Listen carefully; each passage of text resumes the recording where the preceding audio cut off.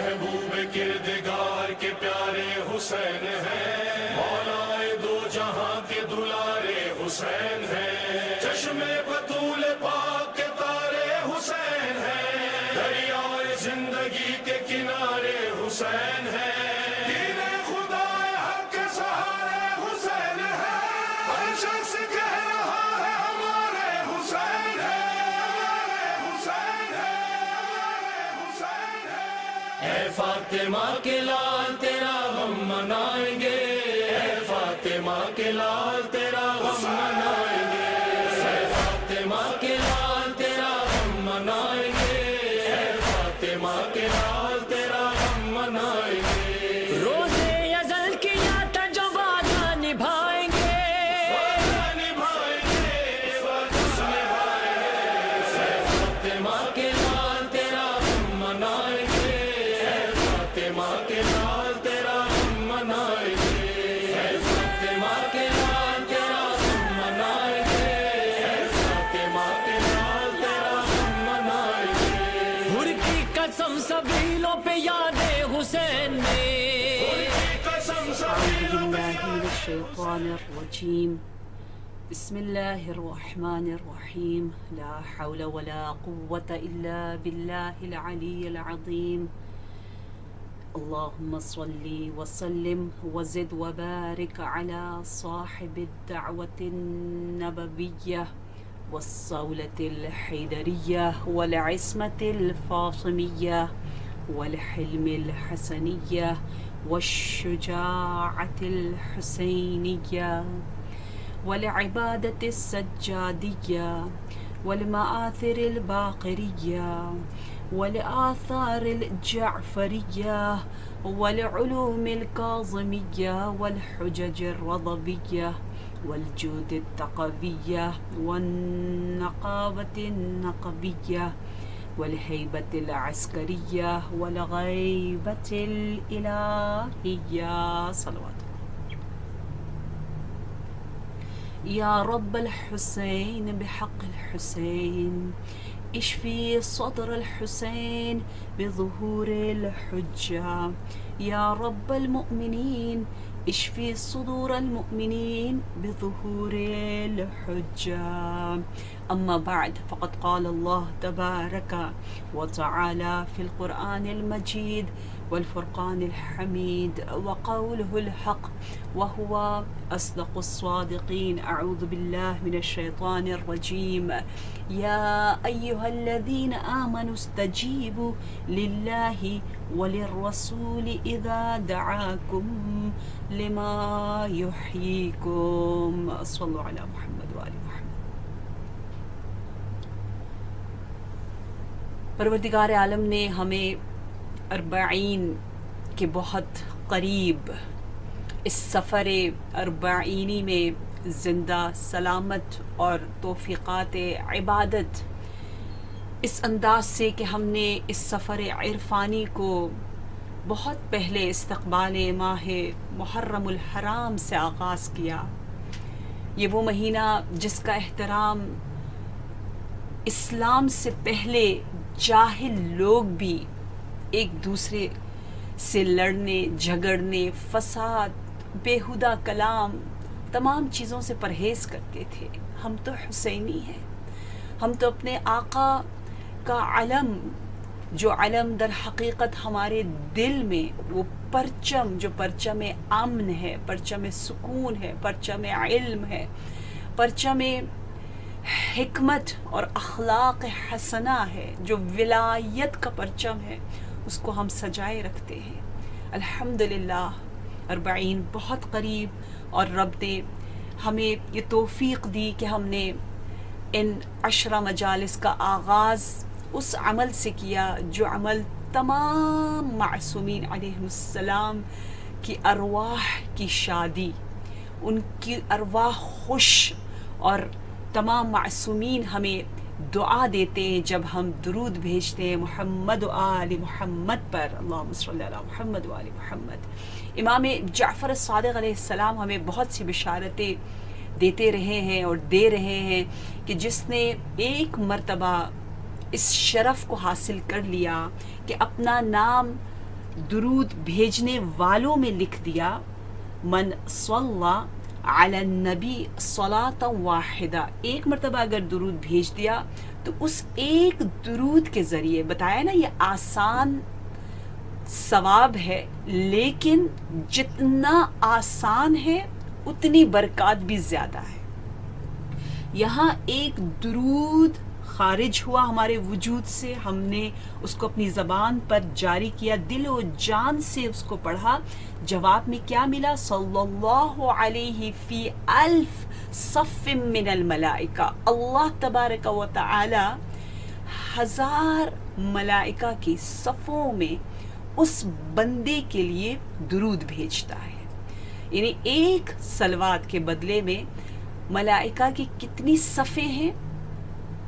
1000 ملائکہ نہیں ہیں، صف، اور ہر صف میں کتنے ہیں ہم اور آپ نہیں جانتے، کیونکہ واحد مخلوق پروردگار عالم کی جس کی کثرت، تعداد، آبادی بے شمار ہے، سب سے زیادہ ہے، سب سے کثیر ہے، وہ ملائکۃ اللہ ہے۔ اللہ کے فرشتے جو پروردگار عالم نے خلق کیے ہیں، ملائکۃ اللہ، ان کی تعداد تمام مخلوقات میں سب سے زیادہ ہے۔ اب ہوا کیا کہ 1000 ملائکہ کے صفوں میں اللہ درود بھیج رہا ہے، کیونکہ یہاں اللہ نے درود بھیجا، وہاں ملائکہ نے بھی درود بھیجنا شروع کیا۔ جو الہی کام ہو وہ کام ملکوتی بھی ہوتا ہے، تو اس کے نتیجے میں کیا ہوگا؟ وَلَمْ يَبْقَ لِشَيْءٍ مِّمَّا خَلَقَ اللَّهُ عَزَّ وَجَلَّ إِلَّا صَلَّى عَلَى ذَلِكَ، دنیا میں اس کائنات میں کوئی مخلوق باقی نہیں رہتا مگر یہ کہ وہ مخلوق، وہ اللہ کی کریشن اس بندے پر درود بھیج رہی ہوتی ہے جس نے اللہ کے حکم سے، جو قرآن میں سورہ احزاب میں آیا ہے، اس حکم کی تعمیل کرتے ہوئے اللہم صلی علی محمد و آل محمد کو جاری کیا۔ کیوں نہ کائنات کی ہر شے، ہر ذرہ اسی طرح ہم آہنگ ہو جائے، کس کے ساتھ؟ جب اللہ درود بھیجے گا اور فرشتے درود بھیج رہے ہیں تو اللہ اور فرشتوں کی درود کی وجہ سے، حدیث میں ہے لِصَلَاةِ اللَّهِ عَلَيْهِ وَصَلَوَاتِ الْمَلَائِكَةِ، کیونکہ ملائکہ بھی درود بھیج رہے ہیں، اس لیے ہر شے ان کے ساتھ ساتھ اس بندے کے لیے صلوات اور درود بھیجتی ہے۔ اب سوال یہ ہے کہ ہم میں سے کتنے ایسے لوگ ہیں، بینی و بین اللہ، آپ خود ہی جج کیجئے، آپ خود ہی فرمائیے کہ جس نے پورا کے پورا نہج البلاغہ اچھی طرح ہضم کر کے ایک مرتبہ پڑھا ہو، جس نے نہج البلاغہ کے ساتھ ساتھ کلام زین العابدین سے اپنا رشتہ مضبوط کیا ہو، اسے خود بخود درود سے اللہم صلی علی محمد و آل محمد، اس حسین سے پیغام قرآنی سے بہت زیادہ محبت بڑھ جاتی ہے۔ آج انشاءاللہ دعا نمبر 20، جسے مکارم الاخلاق کہتے ہیں، جو آپ جیسے کریم، قرآن کریم سے محبت کرنے والے، جو رسول کریم کے امتی ہیں، جو جبرائیل کریم، رسول کریم کہا گیا قرآن میں جبرائیل کو بھی، اور جو وحی لے کر آتے ہیں، اور اسی وحی کے لیے ہماری سیدہ بے چین رہی رحلت نبی صلی اللہ علیہ وآلہ وسلم کے بعد، جن لوگوں کے پاس اتنی ہستیاں کرامت کی موجود ہو کہ رب کریم ہے، قرآن کریم ہے، رسول کریم ہے، جبرائیل کریم ہے، اور یہ پیغام رب کریم ماہ کریم میں آیا، رمضان کریم ہے، ان کے لیے یہ کرامت کا حسین سا دسترخوان بچھا ہوا ہے دعائے مکارم الاخلاق کی شکل میں۔ آج ہم اس پیراگراف کی طرف جا رہے ہیں، اس پیغام کی طرف، جہاں امام زین العابدین علیہ السلام فرما رہے ہیں کہ ان اخالف من اغتابنی الی حسن الذکر، کہ بار الہ مجھے توفیق دے کہ جب لوگ میری غیبت کرنے لگیں، میرے بارے میں بدگوئی سے کام لیں، تو میں اس کے اپوزٹ، اس کی مخالفت کرتے ہوئے ان لوگوں کی جو میری غیبت کر رہے ہیں، میں ان کے ساتھ اچھا کروں، ان کا حسن ذکر کروں، ان کے بارے میں اچھائیوں کو بیان کروں۔ آغا بہاؤالدینی کے بارے میں یہ مشہور ہے کہ جب ایک مرتبہ کسی نے آ کر ان کو بتایا کہ آپ کے خلاف فلانی بہت برے الفاظ استعمال کر رہا ہے، آپ کی برائیاں بیان کر رہا ہے، تو آپ نے ایک اینولپ، ایک لفافہ، اس میں پیسے ڈالے اور کہا اس کو جا کر یہ دے دو۔ تو کہنے والا حیران ہوا، اس نے کہا کہ جی یہ ماشاءاللہ بزرگ ہو چکے، کان بھاری ہو گئے، انہیں سمجھ میں نہیں آیا، سنائی نہیں دیا۔ تو دوبارہ کہا کہ آغا آیت اللہ بہاؤالدینی، میں پتہ ہے کیا کہہ رہا ہوں، میں کہہ رہا ہوں فلانی آپ کی غیبت کر رہا ہے، آپ اس کو اینولپ دے رہے ہو، تحفہ دے رہے ہو، گفٹ دے رہے ہو۔ تو کہا میں نے غلط نہیں سنا، میرے کان اتنے بھاری نہیں ہے، میں سمجھ گیا، اس کو اینولپ دے دو۔ تو وہ بڑا حیران ہوا، کہا کیوں دیں؟ کہا اس لیے کہ وہ نہ چاہتے ہوئے میرے ساتھ بہت بڑا اچھا سلوک کر رہا ہے، اچھائی کر رہا ہے۔ اور پھر کچھ عرصے بعد اسی شخص نے آ کر کہا کہ اب وہ برا نہیں کہہ رہا، کہا اب پھر اس کو اینولپ بھی نہیں ملے گا۔ اور اس نے کہا جب اس وقت اس نے برا کہا تھا، ہو سکتا ہے اس کے پاس کوئی اچھائی نہ ہو، اس کے نامہ اعمال میں کچھ بھی نہیں ہے، آپ کیوں خوش ہو رہے ہیں کہ اس کی اچھائیاں آپ کو مل رہی ہے؟ وہ فاسق ہے، وہ بہت ہی بدکار انسان ہے۔ تو آغا بہاؤالدینی کہتے ہیں کہ ٹھیک ہے اس کے پاس شاید حسنات نہ ہو، لیکن میرے سیئات کو تو لے لے گا نا، میرے نام اعمال کو تمام خطاؤں سے تو پاک کر لے گا نا۔ یہ بھی تو کرتا ہے غیبت کرنے والا۔ دیکھیں کتنا عظیم یہ عمل ہے، اور یہ انسان کو کہاں سے کہاں لے جاتا ہے۔ یہ فکر، یہ سوچ ہمارے علماء میں کیسے آتی ہے؟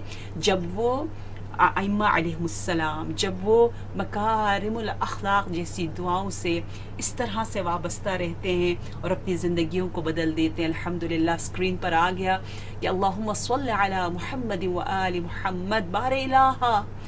بار الہ پروردگارہ، جو رکاوٹیں ہیں اس میری دعا کو عرش تک پہنچانے میں، اس کو ہٹا دے، تمام پردوں کو جو ہٹا دیتا ہے، تمام حجابوں کو جو چاک کر دیتا ہے، اس حسین نغمے کا نام نغمہ صلوات ہے۔ اللہم صلی علی محمد و آل محمد وَأُصِيبَ مَنْ حَرَمَنِي بِالْبَطْلِ۔ یہاں پر سچ مچ مکارم کی باتیں ہو رہی ہے، بات ساری کرم کی ہے کہ جس نے مجھے محروم رکھا، مجھے اس کو دینے کی، بذل کرنے کی توفیق دے، جیسا کہ ہم نے پہلے بھی کیا اور بہت سی احادیث بتائیں کہ معصومین کی سیرت میں بھی بار بار ہمیں یہی نظر آتا ہے کہ اس کی عیادت کرو جو تیری عیادت کے لیے نہیں آیا تھا جب تو بیمار ہوا تھا، اس کو تحفہ دو جب اس نے تجھے تحفہ نہیں دیا تھا۔ وَأُكَافِي مَنْ قَطَعَنِي بِالصَّلَاةِ، بار الہ مجھے توفیق دے کہ جو میرے ساتھ جو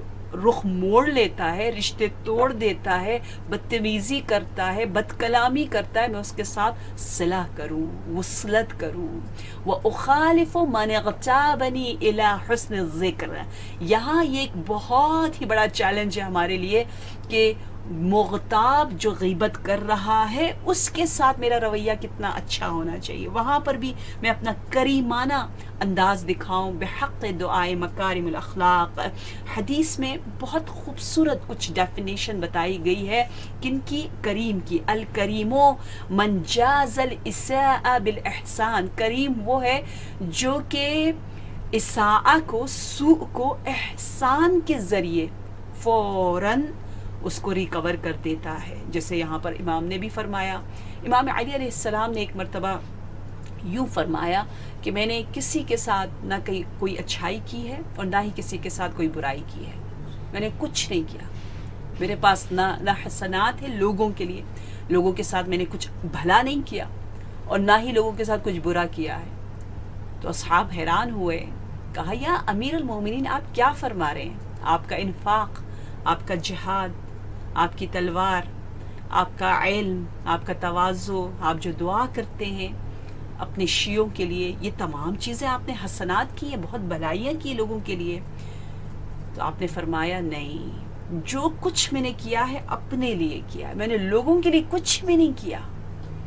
اور جو بھی حسنہ ہے، جیسے قرآن کہتا ہے کہ جس نے حسنہ کیا اس نے اپنا بھلا کیا، جس نے برا کیا اس نے اپنا ہی برا کیا ہے. جب انسان ایسی طرز تفکر مکارم اخلاق کے مکتب میں تربیت پاتے ہوئے حاصل کرے تو ہر عمل کے بدلے میں توقعات ایکسپیکٹیشن جو ہے وہ بالکل ختم ہو جاتی ہے.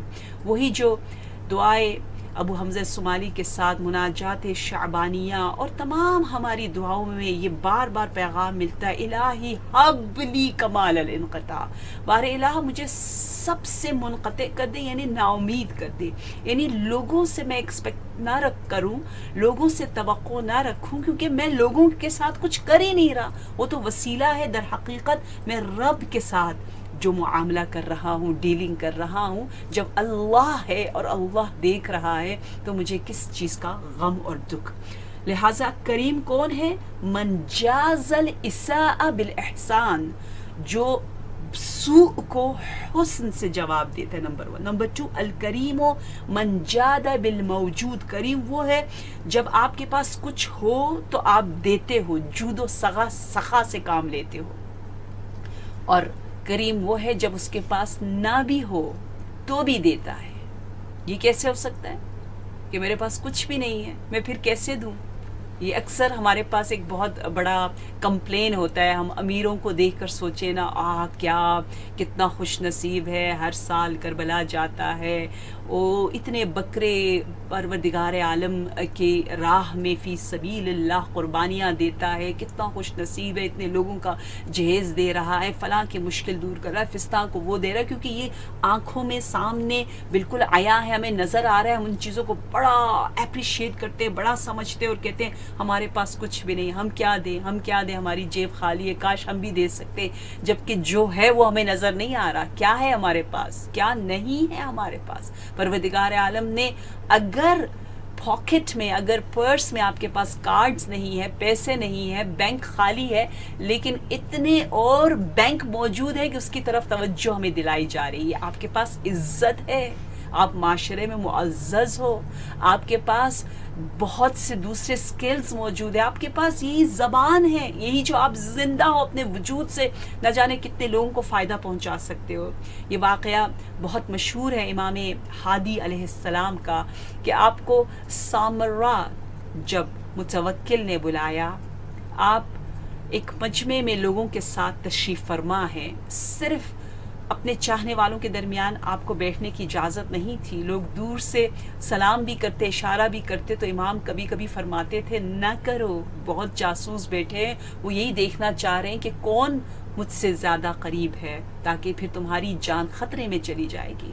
ایسے کٹھن وقت میں ایک امام کا چاہنے والا آتا ہے اور آ کر کہتا ہے میں کوفہ سے آیا ہوں، میں آپ کا شیعہ ہوں اور میں مقروض ہوں، قرض بھی 10,000 درہم، اور اس نے میری کمر توڑ لی ہے، میں بہت بڑی مشکل میں ہوں، میری مدد کیجیے.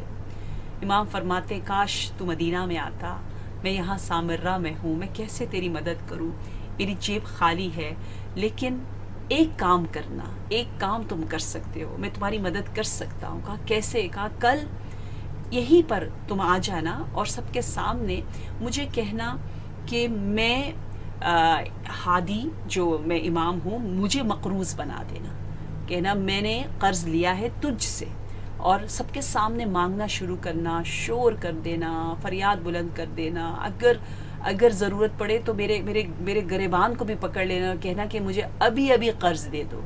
وہ شخص بڑا حیران ہوا، اس نے کہا یہ اپنا رسول اللہ، یہ کہاں کا انصاف ہے، قرض میرا ہے، آپ میری مدد کرنا چاہتے اور میں آپ کو سب کے سامنے شرمندہ کروں اور آپ کو مقروض بنا دوں؟ نہیں، یہ نہیں کر سکتا.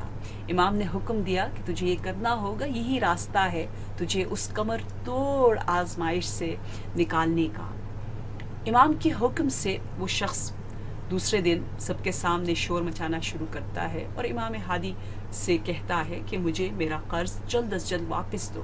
اور جو جاسوس بیٹھے تھے وہ جیسے ہی دیکھتے ہیں کہ امام اتنی بڑی مشکل میں اور سب کے سامنے ان کی ظاہراً توہین ہو رہی ہے، خبر متوکل کو ملتی ہے، متوکل جو ہے وہ وہی 10,000 درہم دے دیتا ہے کہ امام اپنا قرض ادا کر لے. امام وہ قرض اس شخص کو دے دیتے ہیں. اس انداز سے اس کی مشکل دور ہو جاتی ہے. امام نے اس کا بھی حل ڈھونڈ لیا کہ ظاہراً اگر جیب خالی ہے، درہم و دینار نہیں، تو عزت تو ہے نا، مقام تو ہے نا، ایک حیثیت تو ہے نا. کہنا کتنا آسان ہے، لیکن اگر ذرا سا ہم تصور کریں، ہم اپنے نفس پر اس طرح پاؤں نہیں رکھ سکتے. ہمیں تو اپنا میں اتنا عزیز ہوتا ہے کہ پھر لوگ کیا کہیں گے کہ میں مقروض تھی، میں نے قرض نہیں دیا تھا، اور لوگوں کے ذہن میں یہ بات رہے گی، میں لوگوں کی نگاہوں میں گر جاؤں گی، یہ ہوگا وہ ہوگا. ہزار میں نفس پرستی جو ہے وہ ہمیں اللہ کے سامنے عزیز بنانے میں رکاوٹ بن جاتی ہے. اور لیکن ہماری جان قربان ہو اس جوان امام پر، امام ہادی علیہ السلام پر، کہ آپ نے اس انداز سے اس قرض کو اتار دیا. تیسری صفت کریمانہ اخلاق کی، کہ جس کے ذریعے آپ اپنے غیبت کرنے والوں کو بھی نہ صرف معاف کرتے ہیں، بات یہ ہے کہ آپ اس کی اچھائیاں بیان کرتے ہیں، اس کے بالکل اپوزٹ جاتے ہیں. وہ برائی کی طرف پک کر رہے ہیں آپ کے نیگیٹو ایٹریبیوٹس کو، اور آپ اس کے بالکل حسین ایٹریبیوٹس کو فوکس کرنے کی کوشش کریں. نہ بھی ہو تو آپ ڈھونڈ رہے ہو، یہی تو ہونا چاہیے. تیسری صفت کریمانہ انسانوں کی وہ ہے جن کے پاس کریمانہ اخلاق ہے، وہ یہ ہے کہ الکریم یشکر القلیل. کوئی قلیل سا بھی کچھ بھی اس کے ساتھ کر دے، وہ ہمیشہ مشکور رہتا ہے. آپ کو معلوم ہے ماہ مبارک رمضان میں ہم بہت سنتے رہتے ہیں کہ آدھا کھجور بھی راہ خدا میں اگر ہم نے ہاف ڈیٹ بھی دے دیا تو پروردگار عالم اس کو قبول فرماتا ہے. آپ کو معلوم ہے لوگ، انسان، اگر ہم کسی غریب کو وہ آدھا کھجور دے دے تو وہ بہت منہ چڑھائے گا، ناراض ہوگا، سمجھے گا میری انسلٹ ہو رہی ہے.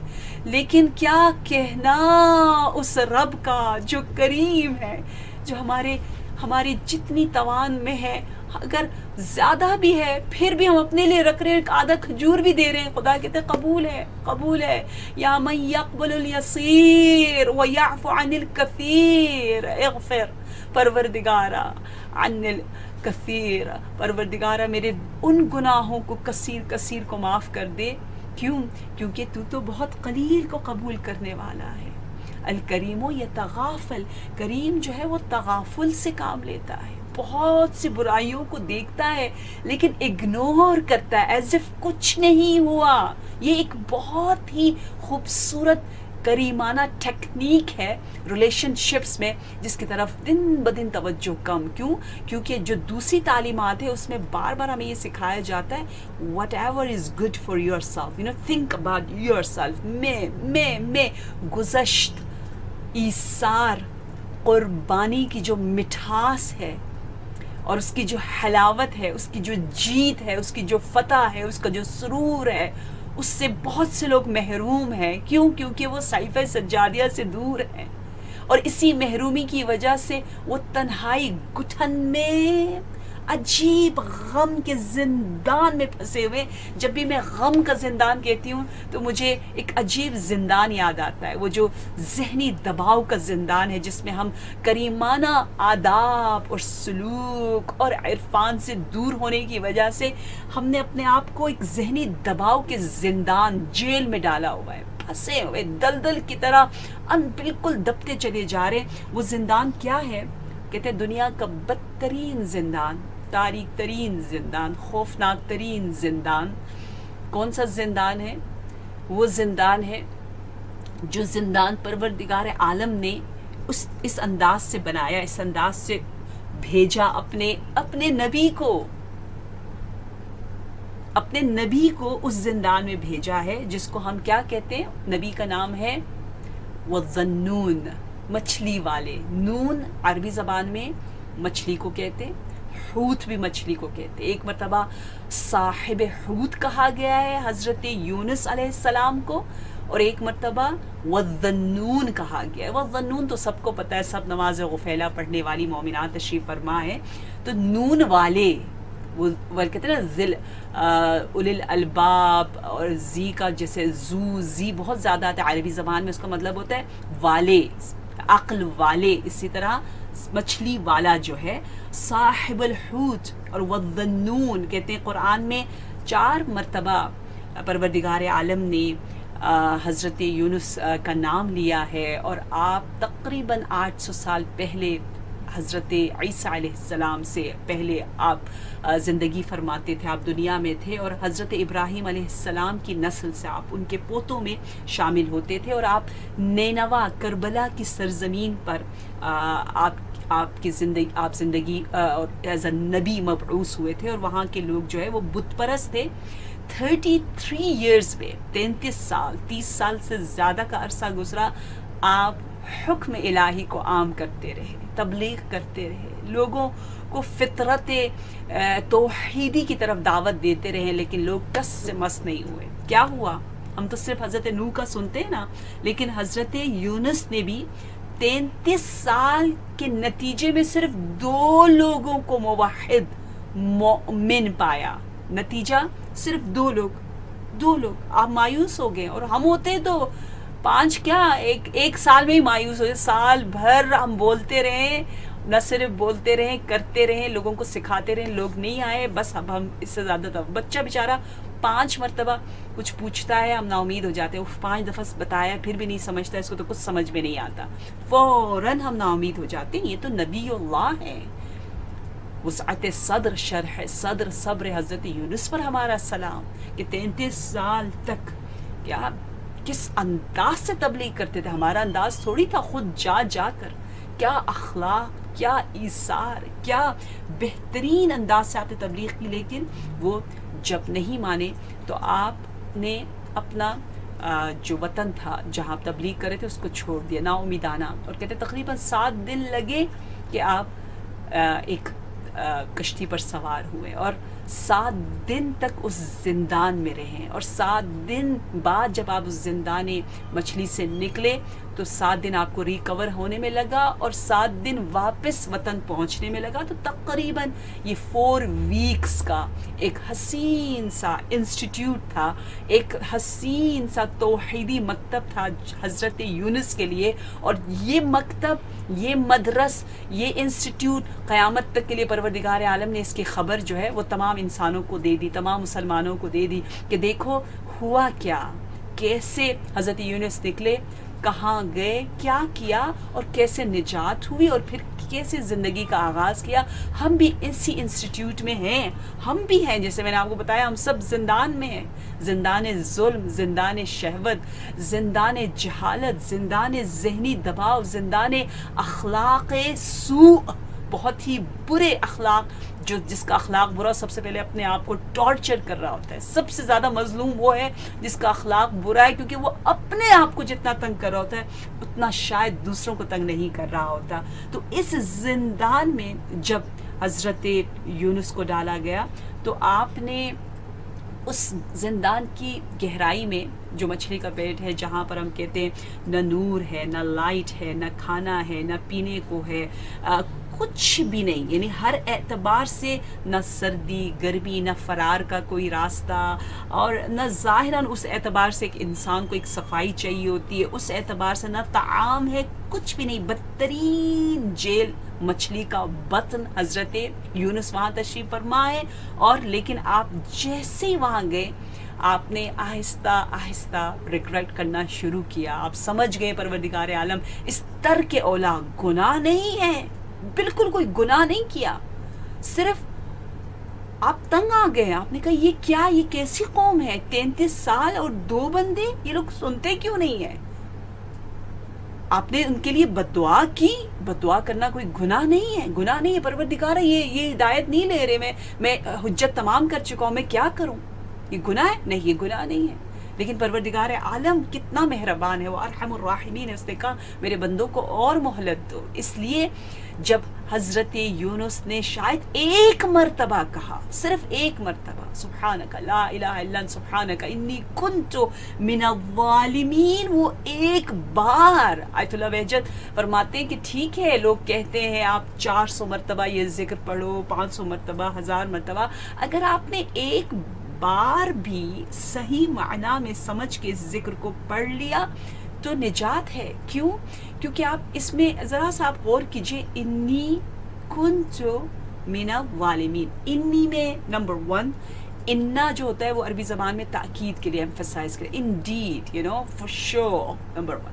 پھر ایک جملہ جو سینٹنس بنتا ہے عربک لینگویج میں، اگر وہ اسم سے شروع ہوتا ہو، ورب سے شروع نہ ہوتا ہو، ناؤن سے شروع ہوتا ہے، جملے اسمیہ ہو، تو وہ اس مطلب میں اور زیادہ تاکید آ جاتی ہے، اور زیادہ سٹریس کرتا ہے۔ پھر نمبر 3 کنتو کا مطلب ہے میں ظالم تھا، میں ظالم ہوں، میں ظالم رہوں گا، اپنے گریبان میں جھانک رہے ہیں۔ میں نے بار بار اس نقطے کی طرف توجہ دلائی ہے کہ ادھر ادھر نہ دیکھیں، وہ ڈسٹنگ کا کپڑا لے کر بار بار نہ سوچیں کہ میں کہاں صاف کروں، کس کو صاف کروں، اپنے آپ کو۔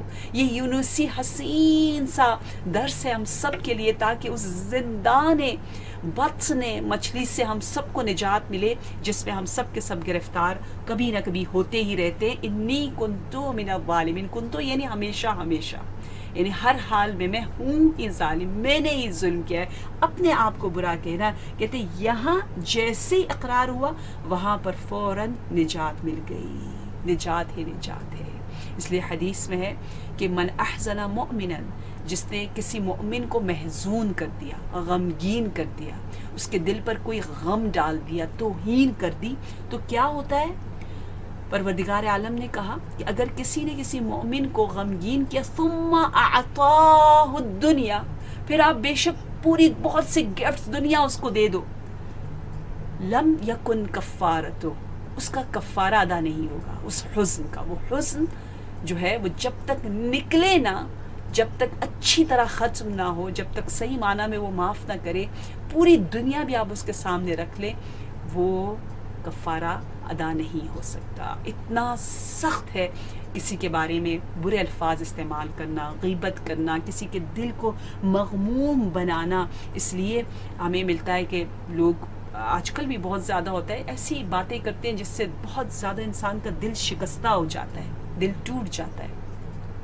مثلاً پوچھتے ہیں کچھ ایسی باتیں، آپ کس اسکول میں پڑھتی ہو؟ اچھا آپ فلاں علاقے سے ہیں، توہینانہ انداز سے، کبھی کبھی جب پتہ بھی ہوتا ہے پھر بھی پوچھ رہے ہوتے ہیں۔ کہتے جناب سلمان فارسی کے ساتھ ایسا ہی ہوا، کیونکہ وہ جانتے تھے، سب جانتے تھے وہ عرب نہیں ہے، ان کے والدین مؤمن نہیں ہیں، تو ہمیشہ اسی ٹاپک کو لے کے جاتے تھے تاکہ تھوڑا سا جناب سلمان فارسی جو ہے وہ ڈاؤن فیل کرے۔ لیکن کیا کہنا، مکتب اہل بیت کے تربیت یافتہ ہیں جناب سلمان فارسی نے فوراً کہا تم میرے والدین کے بارے میں پوچھتے ہو، میرے حسب نسب کے بارے میں پوچھتے ہو، تو پھر سن لو کہ اولی و اولو کا نطفہ و آخری و آخروں کا جیفہ، تیرا اول میرا اول، ہم دونوں کی خلقت جو ہے وہ نطفے سے ہوئی، اور ہم دونوں کا اینڈ جو ہے وہ جیفہ ہے۔ جیفہ یعنی مردار، ہم نے مر جانا ہے، مرنے کے بعد ہم نجس ہو جائیں گے، ہمارے وجود سے بو آئے گی، لوگ ہم سے بھاگیں گے، ہم ہیں جیفہ، اب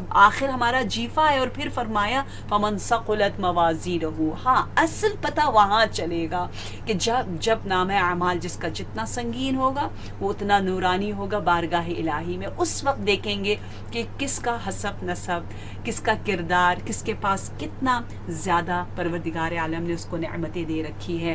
جب بات آئی سلمان فارسی کی تو ہمیشہ مجھے اتنے خوش نصیب لگتے ہیں، یقیناً ایک عام انسان ہے اور بالکل بچپن سے اتنا پیارا ماحول نہیں ملا تھا، خود سٹرگل کیا جناب سلمان فارسی کی زندگی ہمارے لیے اس لیے نہایت بہترین اسوہ عمل ہے کہ آپ نے اس بڑی عمر میں آ کر ہمیشہ تجسس میں رہے، تحقیق کی، اور جب حق پر پہنچے اب پتہ چلا کہ یہی وہ منزل ہے جس کی تلاش ہے، تو اس طرح سے متصل رہے اہل بیت سے کہ باقاعدہ اہل بیت نے کہا من کانا، جو جانتا ہے، من کانا عرفہ سلمان فارسی کو، کانا مؤمنہ، وہ شخص مؤمن ہے، اور جو سلمان فارسی کو رد کرے اس نے ہمیں رد کیا، اس حد تک کہا گیا ہے۔ اور میں حیران ہوتی ہوں، رحلت نبی کے بعد 10 دن گزر گئے تھے، جناب سلمان فارسی ایک مرتبہ مدینے کی گلی سے گزر رہے تھے تو مولا امیر المومنین علیہ السلام نے ان کو دیکھا اور کہا کہ حضرت فاطمہ الزہرا آپ کے دیدار کے لیے مشتاق ہے، جناب زہرا مشتاق ہے۔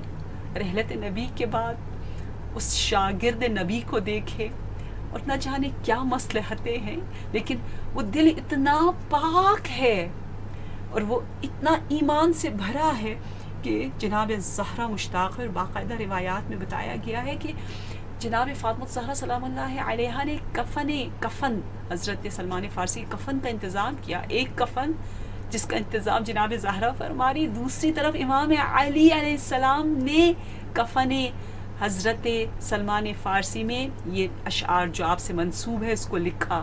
کچھ نے کہا آپ کے قبر پہ لکھا، کچھ روایات میں ہے کہ آپ کے کفن پہ لکھا. اور یہ بھی کہا گیا ہے کہ مستحب ہے کہ ہر مومن اس شعر کو جو منسوب ہے امیر المومنین علیہ السلام سے اس کو اپنے کفن میں لکھے. وہ شعر کیا ہے، کتنا حسین ہے، کتنا خوبصورت ہے. ہم جانتے ہیں کیا مقام ہے، یہ مقام پانا ہم سب کے لیے ممکن ہے کیونکہ سلمان جو ہے وہ ہماری طرح ایک عام انسان ہے، کسی بہت پاک گود میں اور بہت پاکیوں کے ساتھ طہارت نسل در نسل کے ساتھ جو ہے وہ اس دنیا میں نہیں آیا.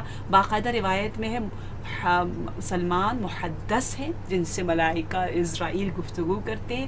ادرک من العلم اولها وآخرها وظاہرها وباطنها اور وسرها وعلانیتها، علم البلایا والمنایا، وہ فیوچر کا علم جس حد تک ایک غیر معصوم کو دیا جا سکتا ہے پروردگار عالم نے سلمان فارسی کو دیا. سلمان فارسی کے علم کا یہ مقام ہے کہ وہ جانتے تھے اول و آخر کو، ظاہر و باطن کو، اور سر اور علانیت کو، سیکرٹس کو، اور جو کچھ ظاہر ہے، اور عجیب علوم کی تہ بتہ.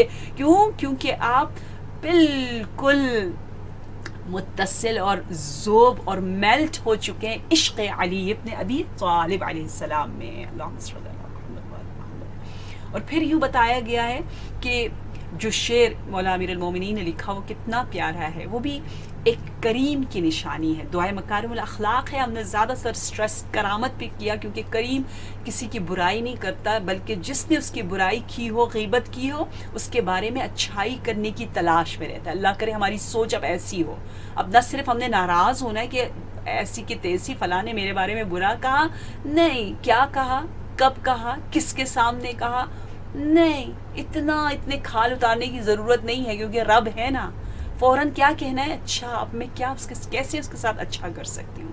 انشاءاللہ کل کی آخری مجلس میں آپ کو بتاؤں گی کہ کیوں ہم بروں کے ساتھ اچھا رہیں، وہ ریزن کیا ہے، وہ فلسفی کیا ہے، وہ سیکرٹ کیا ہے جس کی وجہ سے ہم اس صفت تک پہنچ سکتے ہیں.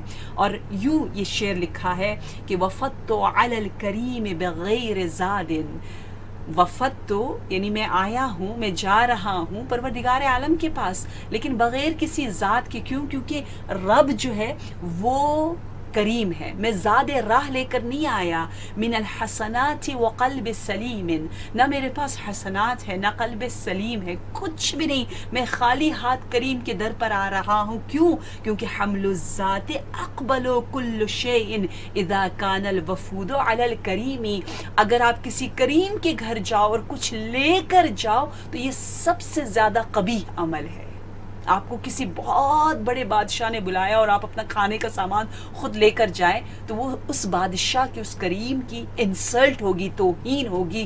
تو گویا جناب سلمان فارسی کی جانب سے یہ کہا جا رہا ہے کہ ہم خالی ہاتھ بارگاہ الہی میں جا رہے ہیں. ہمارے حسنات کالعدم ہے، نہ ہونے کے برابر ہے، کچھ بھی نہیں ہے، دست خالی ہے، نہ قلب سلیم ہے نہ حسنات ہے. کیونکہ کریم کے پاس جا رہے ہیں. جو بھی کچھ ہے وہ اتنا قلیل ہے، اس کو نہ کہنا بہتر ہے کیونکہ کچھ ہم نے اللہ کی شایان شان انجام نہیں دیا.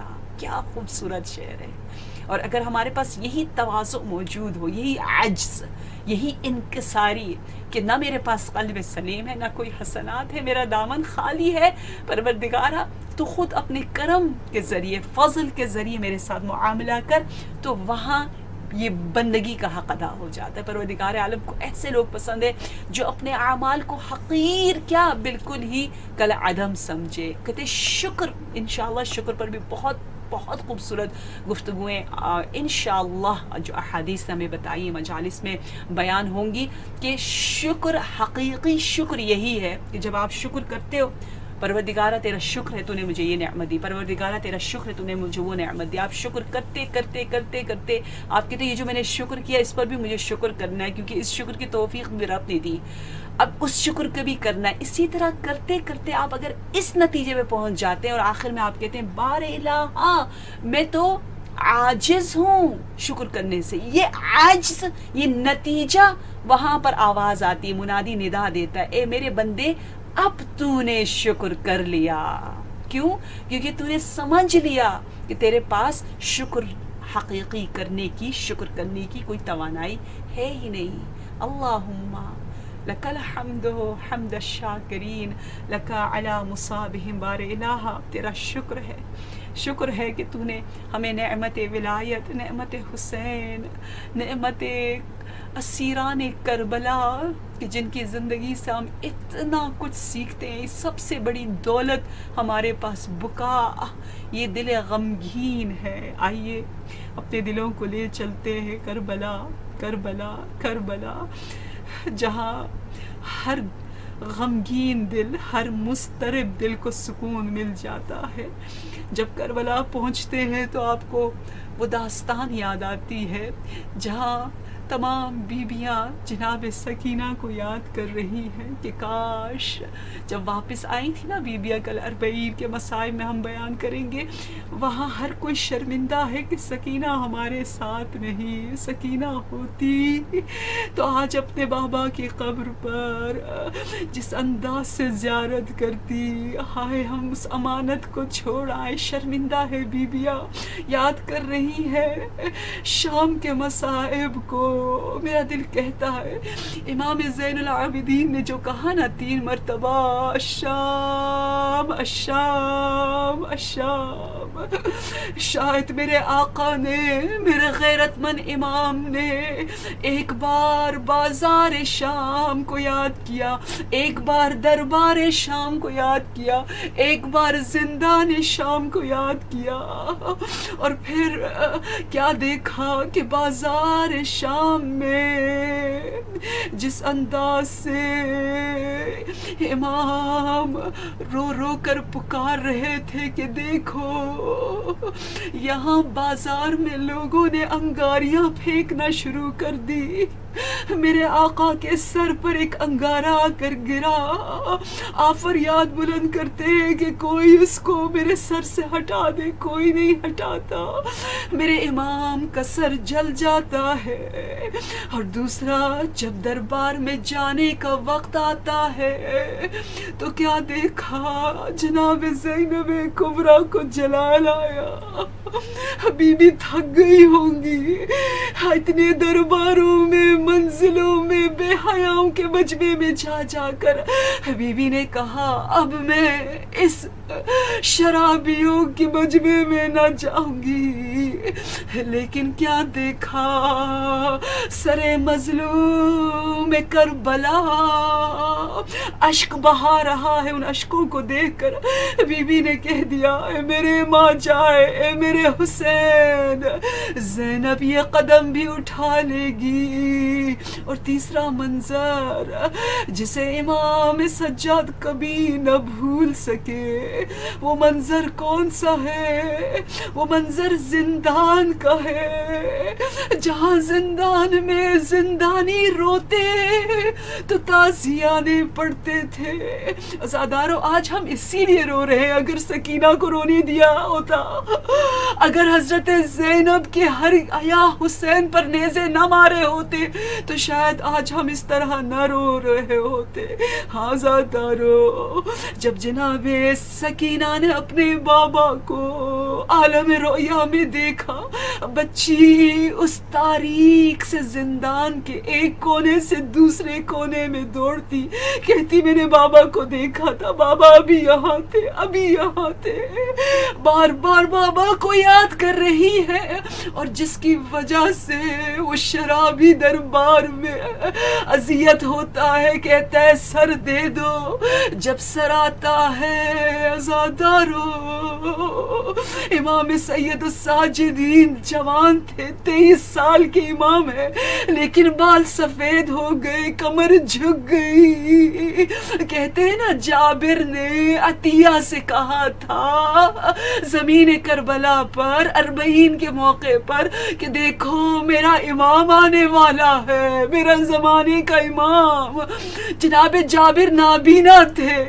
کہا اے عطیہ، میرے امام کی یہ نشانیاں ہیں کہ وہ جوان ہے، ان کی کمر بہت مضبوط ہے، ان کے بازوؤں میں بڑا زور ہے۔ جناب عطیہ نے کہا ہے جابر میں تو ایک ایسے شخص کو دیکھ رہا ہوں جس کی کمر جھکی ہے، بال سفید ہے۔ پوچھا کیسے آپ کے بال اس جوانی میں سفید ہوئے؟ میرے آقا نے کہا ہوگا وہ زندان شام جہاں میں نے اپنی بہن کو دفنایا، وہ زندان شام جہاں سے رخصت ہونا ماں رباب کے لیے بڑا مشکل تھا، وہ تابوت سکینہ، وہ گریہ سکینہ جس نے میرے امام کو رلا دیا۔ الشام الشام الشام، الا لعنت اللہ علی القوم الظالمین، انا للہ و انا الیہ راجعون۔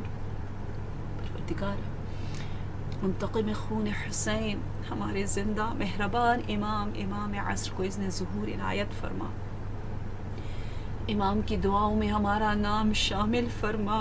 بار الہ پروردگارا ہمارا نام بہترین عزاداروں، بہترین امام پر گریہ کرنے والوں میں لکھ دے۔ اعظم اللہ اجورنا و اجورکم فی مصابنا الحسین۔ پروردگارہ جو بیمار ہیں بحق بیمار کربلا، امام زین العابدین لباس عافیت انہیں عنایت فرما۔ یا رب ہمارے مرحومین کی مغفرت، ان کے درجات کو بلند سے بلند فرما۔ پروردگارہ خداوندہ بحق محمد و آل محمد بانیان مجلس کی جو تمنا ہے، جو دعائیں ہیں، انہیں بطور اسرع مستجاب فرما۔ بار الہ پروردگار ہماری زندگی کے آخری لمحات کو بہترین عبادت کی حالت میں قرار دے، ہم سب کو عاقبت بخیر فرما۔ وتقبل منا انک انت السمیع العلیم۔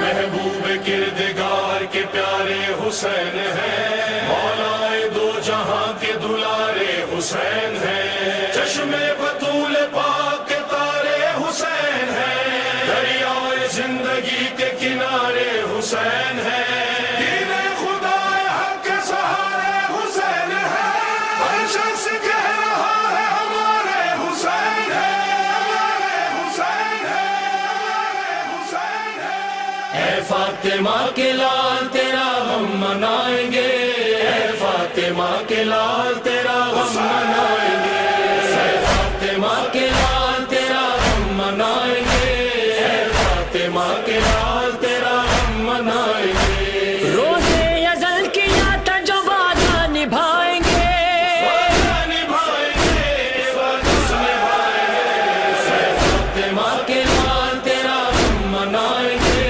اے فاطمہ کے لال